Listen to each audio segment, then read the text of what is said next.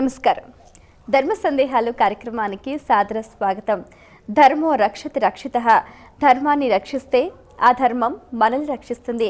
మన భారతీయ సంస్కృతి సంప్రదాయాలు ఆచార వ్యవహారాలకు అనుగుణంగా ప్రతినిత్యం మనం ఎన్నో రకాల ధర్మాల్ని ఆచరిస్తూ ఉంటాం. చాలా సందర్భాల్లో చేయవచ్చు, చేయకూడదు, చేస్తే ఏమవుతుందో, చేయకపోతే ఎలాంటి పరిణామాలు సంభవిస్తాయి అన్న సందేహాలు చాలా మందిని కలవరపెడుతూ ఉంటాయి. అటువంటి వారి సందేహాన్ని తీర్చడానికి మన ముందున్నారు ఉపన్యాస శిరోమణి, వేద విభూషణ, జ్యోతిష్య బ్రహ్మ, ఆగమ వారధి, ధర్మనిధి, మీ అందరికీ సుపరిచితులైన డాక్టర్ కందాడే శ్రీరామానుజాచార్యులు గారు. వారితో మాట్లాడి మరిన్ని విషయాలు వారి మాటలో తెలుసుకుందాం. ఈనాటి కార్యక్రమాన్ని ప్రారంభిద్దాం. నమస్కారం అండి. నమస్కారం. మొదటి ఉత్తరం చూద్దామండి. విమలాదేవి మోతీనగర్ నుంచి రాస్తున్నారు. దేవుని హారతిలోని అంతరార్థం ఏమిటి తెలియజేయగలరు అంటూ రాస్తున్నారు. హారతి అనేది దాన్ని ఏమంటారు? మంగళహారతి అంటారు. అంటే మంగళమును మనం అర్పిస్తున్నాం అంటే శుభం. స్వామికి శుభం జరగాలి, స్వామి బాగుండాలి, ఆయనకి ఎలాంటి దోషాలు అంటకూడదు, ఎలాంటి బాధలు రాకూడదు అని కోరుకోవటాన్ని మంగళం అంటారు. దీన్ని శాస్త్రంలో ఆగమ సాంప్రదాయంలో మంగళాశాసనం అంటారు. అంటే మంగళాన్ని కోరటం. మా దేవుడు బాగుండాలి అంటే చాలామందికి ఒక కొరకరాని ప్రశ్న ఇది. దేవుడు బాగుండడం ఏంటి? ఆయన బాగా లేకుండా ఉంటాడా? దేవుడు అంటేనే బాగుండేవాడు కదా. ఆయనకి ఆపదలు వస్తాయా? ఆయనకు కష్టాలు వస్తాయా? ఆయనకు బాధలు వస్తాయా? వస్తే మననేం కాపాడుతాడు అనే ఒక అర్థం కాని సందేహం వస్తుంది. ఇక్కడ జీవులకు రెండు దశలు ఉంటాయి, రెండు స్థితులు. ఒకటి జ్ఞాన దశ, మరొకటి ప్రేమ దశ. జ్ఞానం ఉన్నవారు పరమాత్మ రక్షకుడు, సకల జగత్తుకు ఆయనే నియంత, జగత్తును ఆయనే పరిపాలిస్తున్నాడు, ఆయనే సంహరిస్తున్నాడు, ఆయనే సృష్టిస్తున్నాడు. ఆయన లేకుండా మరేదీ లేదు. సర్వరక్షకుడు ఆయనే. మనమందరం ఆయనతోటే ఉన్నాం, ఆయనలోనే ఉన్నాం, మనలో ఆయన ఉన్నాడు. దీన్నే జ్ఞానము అంటారు. భక్తి అంటే ప్రేమ. జ్ఞాన దశలో మనను పరమాత్మ రక్షిస్తాడు, ప్రేమ దశలో పరమాత్మను మనం రక్షిస్తాం. ప్రేమ అండి. మీకు ఉదాహరణ కావాలంటే చక్కని ఉదాహరణ చెప్తాను. యశోదమ్మ కృష్ణుని నోట్లో అఖిలాండ కోటి బ్రహ్మాండాలను చూసింది కదా. కలయో వైష్ణవమాయయో ఇతర సంకల్పార్థము సత్యము తెలియనేరక ఉన్నదానను యశోదాదేవినో కాను అని పెద్ద సందేహాలు పడిపోయింది. పిల్లవాడేమిటి, ఈయన నోట్లో లోకాలేమిటి, ఈయన పిల్లవాడా, ఈయన పరబ్రహ్మే పరమాత్మే అని ఒక్కసారి ఆ లోకానికి వెళ్ళి రెండు చేతులు జోడించబోయింది. స్వామి ఎదురుకున్నాడు కదా. చేతులు ఇలా వస్తుంటే మరి తల్లి కదా, తల్లి పిల్లవాడిని దండం పెట్టకూడదు, వారించాలి కదా. స్వామి ఏం చేశాడు? ఇక్కడికి వస్తుంటే అమ్మా ఆకలిస్తుంది పాలివ్వే అన్నాడు. అయ్యో మా నాన్న ఎంత పాపిడిదాందా, ఏడిపించానా, తీసుకొని ఎత్తుకొని పాలిచ్చింది. ఎక్కడికి పోయింది జ్ఞానం? నోట్లో చూసినప్పుడు పరమాత్మ, పాలిచ్చేటప్పుడు పసిపిల్లవాడు. భగవంతుణ్ణి ప్రేమించిన వారంతా పూజ చేస్తారు. పూజకు అర్థం ఏంటండి? ఆయనకు పూజ ఎందుకు? జ్ఞానం ప్రకారం అయితే స్వామికి స్నానం పోయారా? ఆయనకు మురికి అంటుతుందా? స్వామికి బట్టలు కట్టారా? ఆయనకు ఆరింపు చేయాలి, ఆకలి అవుతుంది. ఎందుకు ఇవన్నీ? ఆరాధనంతా ప్రేమతోటే, జ్ఞానంతో కాదు. నా స్వామి, నా పిల్లవాడు, నా చేతిలో ఉండేవాడు. పరమాత్మ వైకుంఠంలో ఉంటాడు కాదు, కైలాసంలో ఉంటాడు. ఇక్కడ ఉన్నాడు కదా, మరి ఇక్కడ ఉన్నాడు వాడు పరమాత్మ కాదే. మనం అక్కడికి వెళ్ళలేము, ఆయన ఇక్కడికి వచ్చాడు, ఈ రూపంలో వచ్చాడు. దాన్ని ఏమంటారు శాస్త్రంలో? అర్చ అంటారు. విగ్రహాన్ని అర్చ అంటారు. అర్చ విగ్రహం మోక్షాన్ని ఇస్తుంది. ఎందుకు? మన చేతిలో పట్టుకుంటాం, స్నానం పోస్తాం, పిల్లవానికి పోస్తాం కదా, అలా ఒళ్ళంతా తోముతాం. మీరు ఆరాధన చూడండి, స్నానం పోసే ముందు నూనె తీసుకొని మాడ అంటుతారు. అవును. అలాగే నూనె తీసుకొని కళ్ళకు రాస్తారు, కళ్ళు తుడుస్తారు, పెదవులు తుడుస్తారు, ముక్కు తుడుస్తారు, రెండు చెవులు బాగా నలిపేస్తారు, మెడంతా తుడుస్తారు. ఎంత అదృష్టం అండి! ఆలోచించండి. అఖిలాండ కోటి బ్రహ్మాండ నాయకుడిని ముందర పెట్టుకొని ఆయన ముక్కు, ఆయన కళ్ళు, ఆయన పెదవులు, ఆయన వక్షస్థలం, ఆయన చెవులు, ఆయన పాదాలు పట్టుకొని బాగా కడిగి మురికి పోగొట్టి వారికి చేతులారా వస్త్రం కట్టి ఆభరణాలు వేసి మనకు నచ్చిన లడ్డూలు జిలేబీలు ఆయనకు తినిపించి కదా. మరి ఇన్ని చేస్తే స్వామి ఎంత బాగుంటాడు కదా. స్నానం పోసాం, ఆభరణాలు పెట్టాం, కొత్త వస్త్రాలు కట్టాం, పూలు పెట్టాం, జగీయమానంగా ఉంటాడు. అబ్బా ఎంత బాగున్నాడండి మా స్వామి అన్నామనుకోండి, మన దృష్టే తగిలిందే లేదా? దాన్ని ఎలా పోకూడదు? హారతి ఇస్తే పోతుంది. హారతి అంటే దృష్టి దోషాన్ని పోగొట్టేది, పరమాత్మకు శుభం కలగాలని కోరేది. ఇది భక్తిలో చేస్తారు.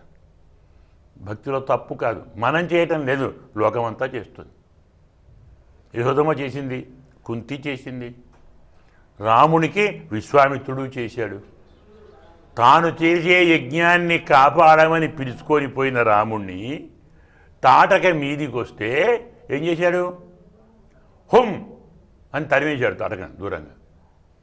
రామా నీకు స్వస్తి, నువ్వు బాగుండాలి అన్నాడు. ఎవరిప్పుడు ఆయనే? ఈయన శిష్యుడు. దేవుడు పోయింది. ప్రేమలో జ్ఞానం మరవబడుతుంది. ఆ ప్రేమలో మన చుట్టూ ఉండాలనుకుంటారు. అందుకే రహస్యం ఏంటంటే, రామ నీవు బాగుండాలి అన్నవాడు జటాయువు,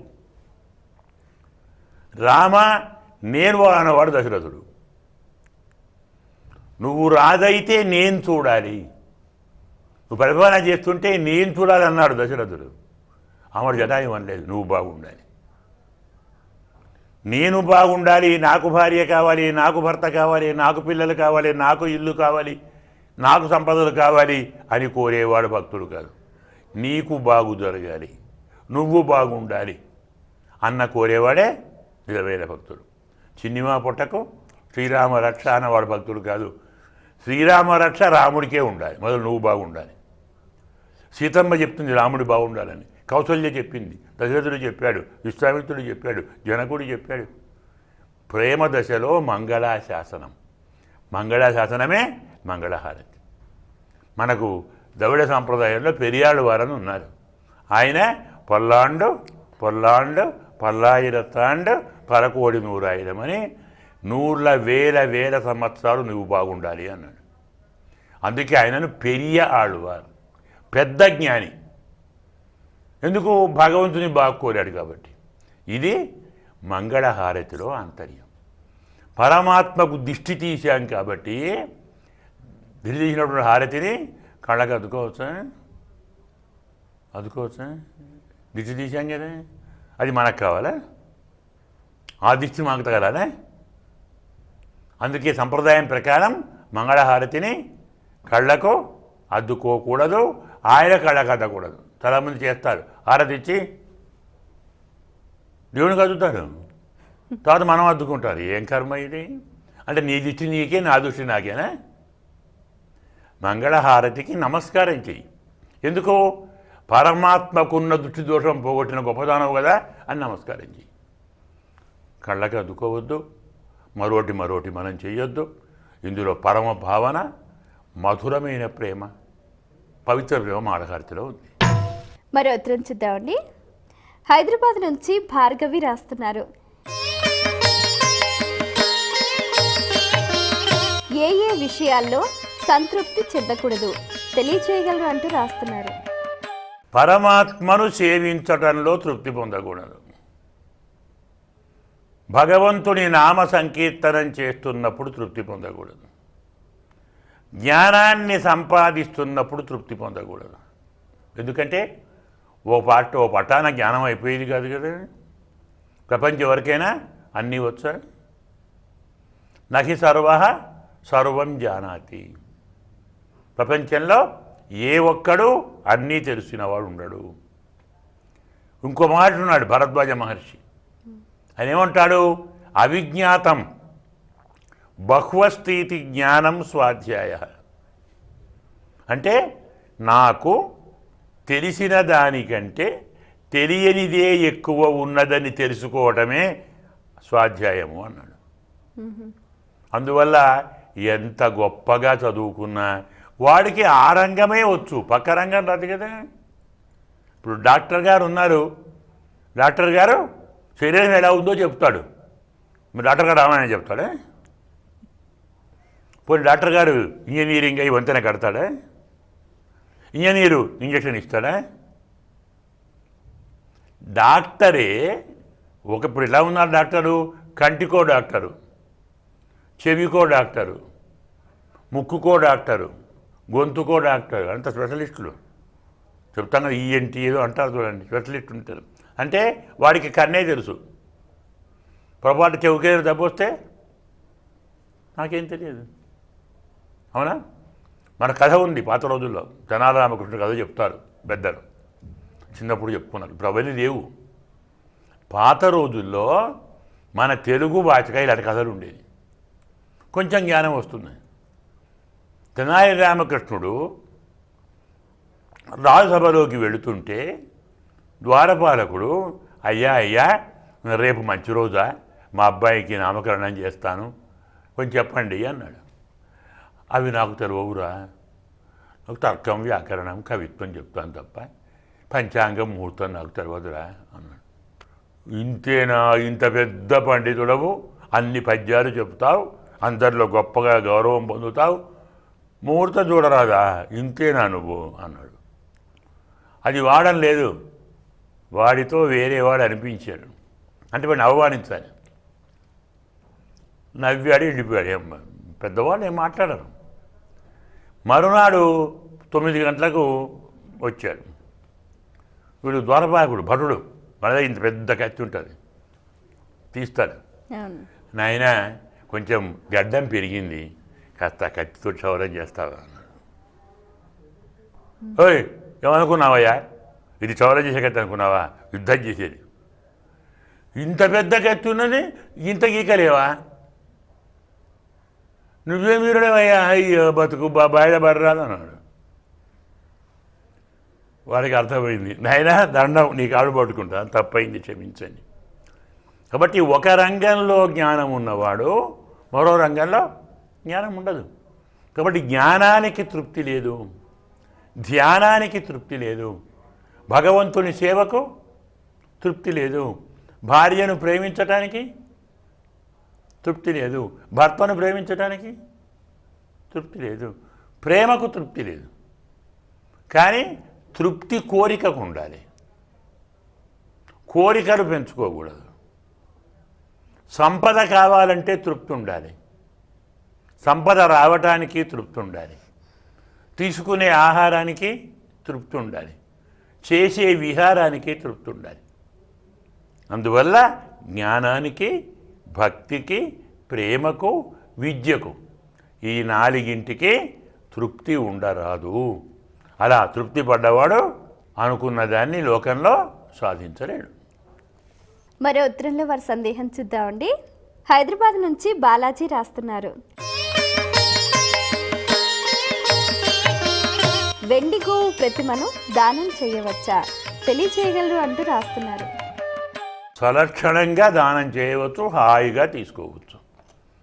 ఎందుకంటే గోదానం అనేది 196 రకాలు ఉన్నాయి. అంటే నిజమైన గోవుని ఇవ్వలేని వాని గతి ఏమిటి? ఓ గోవు కొనాలంటే 15,000 10,000 20,000 ఉంటుంది. కొనివ్వలేడు వాడి గోదానం చేయాలని కోరుకుంది. అదే వెండి గోవు 1000 రూపాయలు వస్తుంది. ఇంకా శక్తి ఉంది 2,000 పెట్టుకుంటాడు. అలా వెండి, ఇంకా శక్తి ఉంది బంగారు వెండి గోవు ఇస్తాడు. ఇవ్వచ్చు. వెండి గోవు ఇవ్వకున్నా, బంగారం గోవు ఇచ్చే శక్తి కూడా లేకున్నా తిల గోవు అని ఒకటి ఉంది. తిల గోవు అంటే ఏమిటి? నువ్వులను గోవు ఆకారంలో పోసి ఇవ్వాలి. తిలదేను అది నీ ఇష్టం, అంటే నీ శక్తి. నీకు 100 కిలోల నువ్వులు ఇవ్వాలి శక్తి ఉందా? ఉన్నవాడు 100 కిలోల నువ్వులను ఆవులాగా ఆకారం వేస్తాడు. అలాగే ధాన్య గోవు వడ్లను పోస్తాడు, బియ్యాన్ని పోస్తాడు, పిండిని పోస్తాడు. కొందరు కలశ గోవు 10 కలశాలు తీసుకొని గోవు ఆకారంలో పెట్టి చేస్తాడు. అలాగే ఆజ్య ఘృత గోవు నెయ్యి, నేతి కలశాలను ఆవు ఆకారంలో పెట్టిస్తాడు.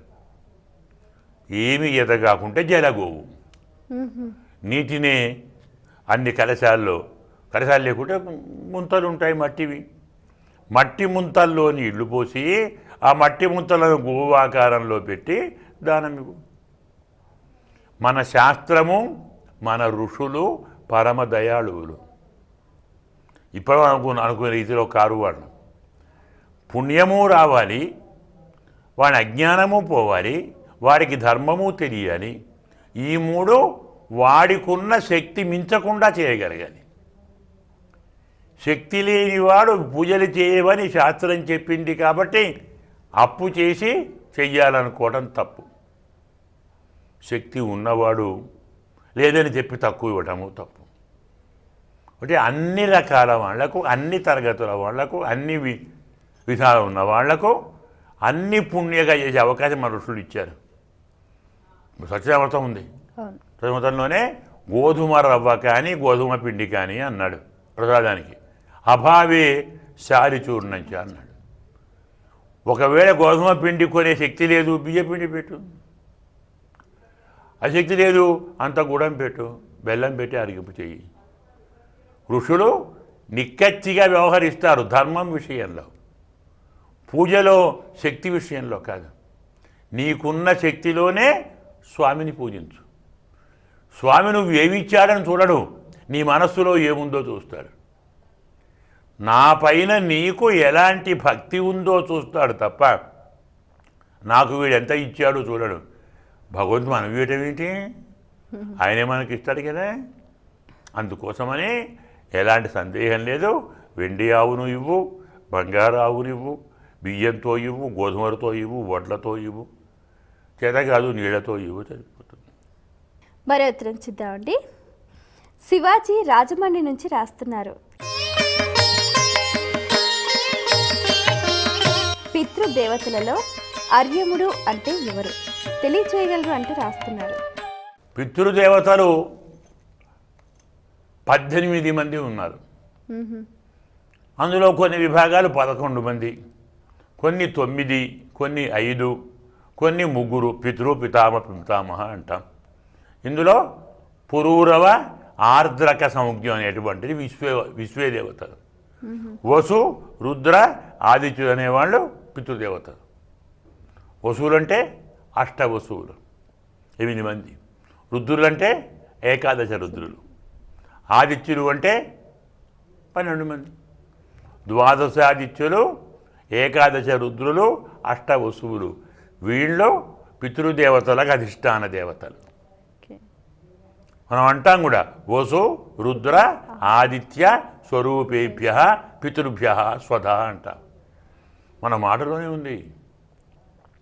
అందుకోసం ఇందులో వసులు 8 మంది, రుద్రులు 12 మంది, ఆదిత్యులు రుద్రులు 11 మంది, ఆదిత్యులు 12 మంది. ఆ 12 మంది ఆదిత్యులలో ఒక ఆదిత్యుడు అర్యముడు.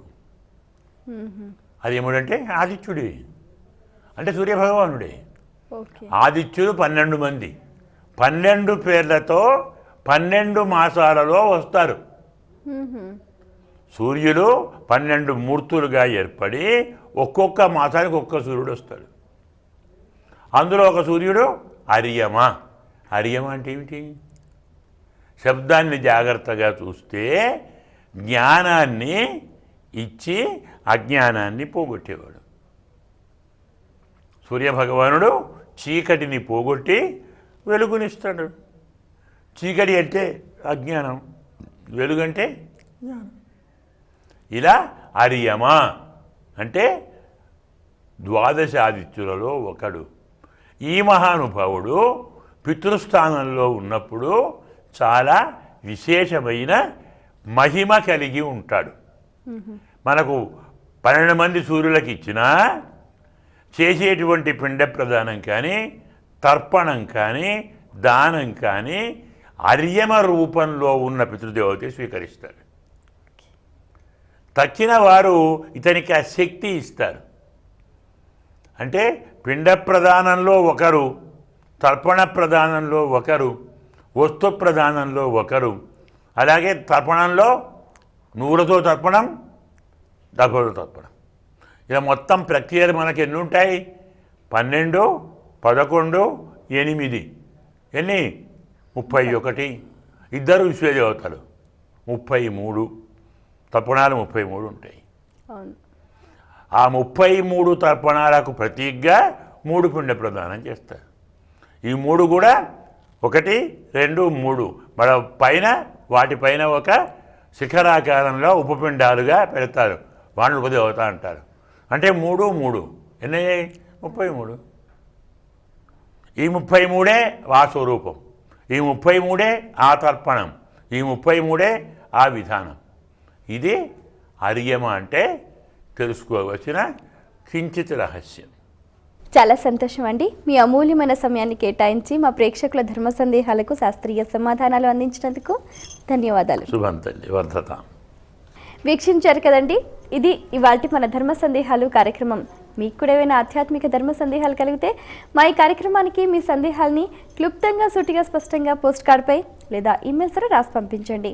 మా చిరునామా ధర్మ సందేహాలు, కేర్ ఆఫ్ భక్తి TV, road number 92, Jubilee hills, Hyderabad 5,96,000. మా ఈమెయిల్ ఐడి bhaktihyd@gmail.com. మరో కార్యక్రమంలో మళ్ళీ కలుసుకుందాం. అంతవరకు సెలవు. నమస్కారం.